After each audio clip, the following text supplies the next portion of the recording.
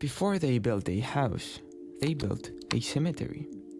Before they even knew where they would sleep, they knew where they would be buried.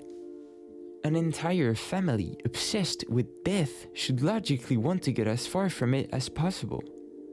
But instead of leaving, they stayed. They built the whole house around death.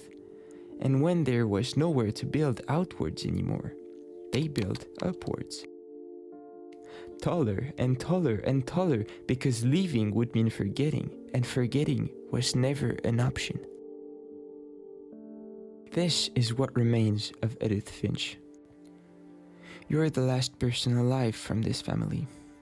Your mother passed away recently, left you a key and a ton of unanswered questions. So you enter the house you left so long ago. The place looks just like it did when you left. The doors are still sealed, the dishes are still waiting to be cleaned, and dust seems to be the new owner of the house. There are ways to access the closed rooms, but it's on you to find each one. And once you do, you're not just told what happened to the person who lived there. You become them, you're seeing through their eyes, living the exact moment they died. This isn't a house where death gets explained to you. It's a house where you have to go through it yourself, over and over, one room at a time. That's what you're doing here. You're not solving some crazy mystery. You're just opening doors that were left untouched for years. Every room used to belong to someone. Every hallway still has a little bit of them in it. And you're the only one still breathing in a house that's basically not a house anymore. It's just a place you come back to remember.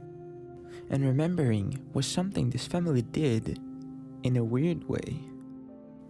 Because every time someone died, their room got sealed exactly as they left it.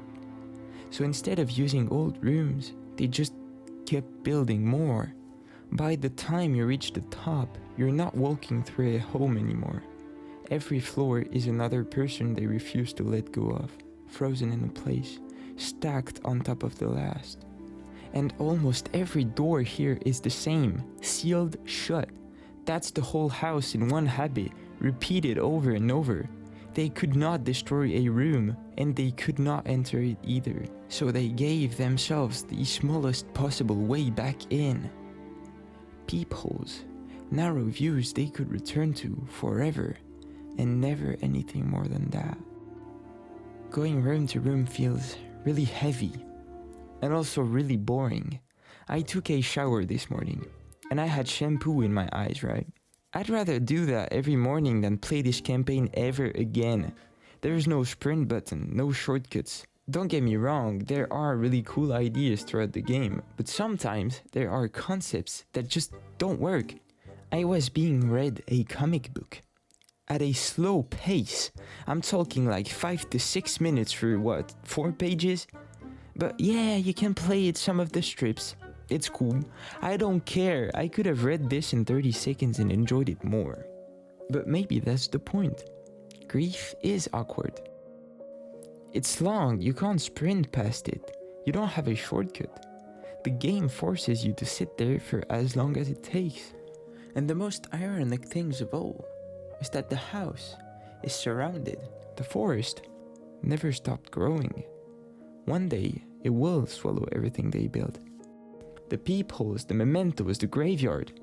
None of it was ever going to actually stop them from being forgotten. Nothing does.